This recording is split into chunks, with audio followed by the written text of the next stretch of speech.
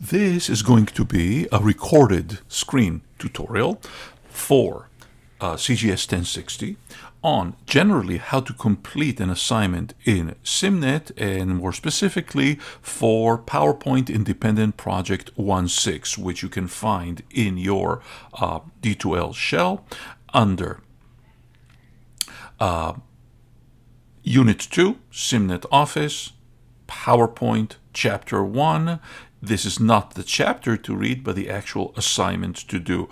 Now, the confusion a little bit about its name is that it's called 1.6. It's because this chapter, actually, SimNet planned 6 different assignments for it, but this is only for the 6th one. So it's chapter 1, assignment number 6, and at least for my students, no, you don't need to know, you don't need to do the first 5. So this is the only one you need to know.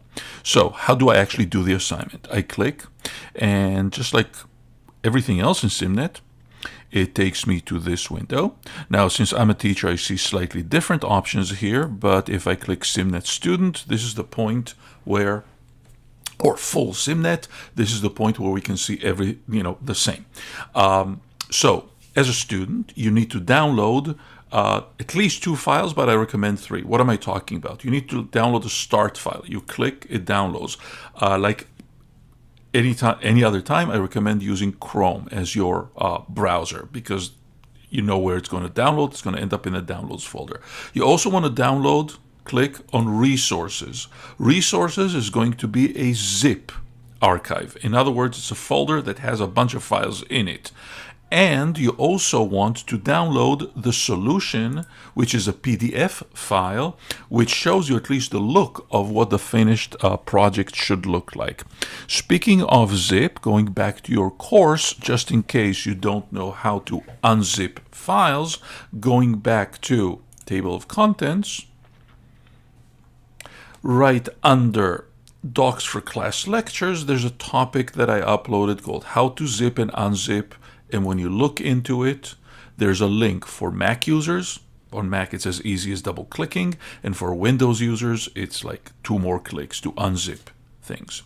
Now, assuming that I downloaded everything to my downloads, on Mac and Windows is going to be the same. If I arrange it by date, here are the latest few files that I downloaded.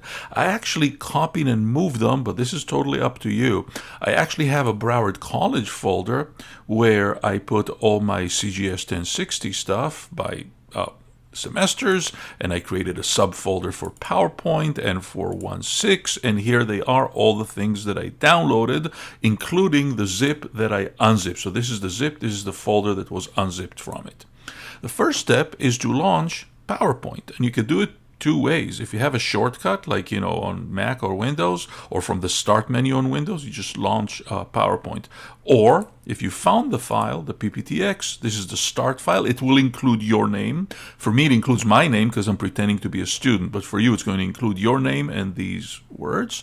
And I'm going to double click on it, and it's going to open it in PowerPoint.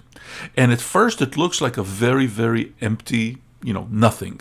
But I'm going to check that it says my name. Don't change it even if it spells your name wrong or something. That's the name of that SimNet has you as a user, and it will accept only if you keep that name. And PowerPoint 2021, that's the version, Independent Project 1.6. And from this point on, what I do is go back to the browser, go back to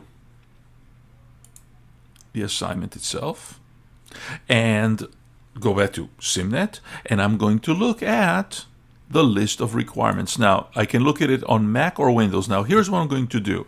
I'm going to actually be recording this on a Mac, but I'm going to be looking at the list of requirements for Windows. That way, if there's ever a contradiction, it says on Mac to do something, but on Windows it's something else, I can point it out, and this way, this tutorial could be both for Mac and Windows users. Here are the steps, and they have it very convenient, so I can check every time I do something. Open the presentation, download it from the start file, click to enable the editing button. What are they talking about? On Mac, it just opens. On Windows, very typically, it'll open with like a yellow strip here on the top with a button Enable Editing. And that's what they're talking about, Enable Editing. The file will be renamed automatically to include your name. Change the project name if directed to do so by instructor, and I'm not directing you to do it. Leave the name the way it is. So the setup steps are done. Let's do one or two more steps before I start dividing this tutorial into different parts. The first thing that they want us to do is to insert a picture. Apply some design ideas and so on. And here's step number 3, and it has A, B, and some sub steps. Insert the picture, walk 1.1, downloaded from the resources. So first of all, they assume that you unzipped the resources. How do we insert the picture? I go to PowerPoint. The way I'm switching between the browser and PowerPoint is kind of no different than the way I would do it, on Windows. It's, on the bottom on the taskbar. But to insert a picture, like inserting almost anything, I go to the Insert tab. I go to Pictures. Now, on Mac, it's called Pictures from File, and on Windows, it's going to be called, I think, From This Device. In other words, not the photo browser, not stock images, not online pictures, but pictures that are actually on this computer. Again, I think on Windows, I think it's called Pictures on This Device. And I click, and at this point, I need to know where I kept them. I know that I have them in my CGS 1060 fall. I put them there. And here it is, and here are the files that I downloaded, and here's the zip that I unzipped, and this is the picture they want me to insert, so I just click Insert, and it inserts the picture. At this point, it might automatically open up the designer suggestions. If it doesn't, you go to Design. From Design, you click on the last button on the right, Designer, and it generates those design ideas. What they're telling you is that out of all those design ideas, that you should accept the one.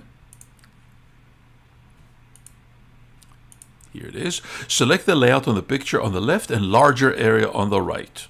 And they say if you don't see it, you may have to click, see more design ideas. So at this point, I'm looking at this and I'm going, okay, picture on the left and empty on the right. But there's another one.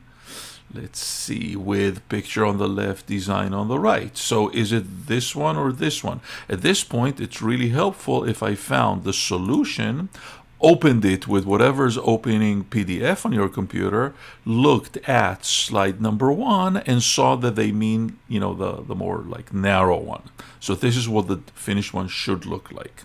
So I'm going back here and selecting this one, and it applies. And of course, like anything else that's not a mistake, you should save. So here's the save button.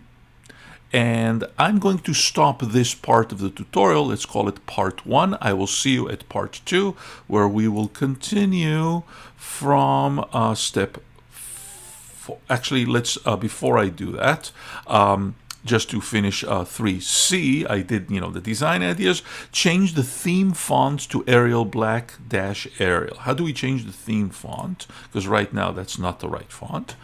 Under the Design tab, I go to Variants. Now, I pull up this gallery, because it's on Mac, on the center bottom. On Windows, it's going to be on the center right, same down arrow, but it opens pretty much the same thing. And I see colors and fonts. I go to fonts and I simply look until I see the collection of fonts called Arial Black Arial. And it changes the font collection for the whole presentation, including this. So now I will really stop the tutorial and I will see you in part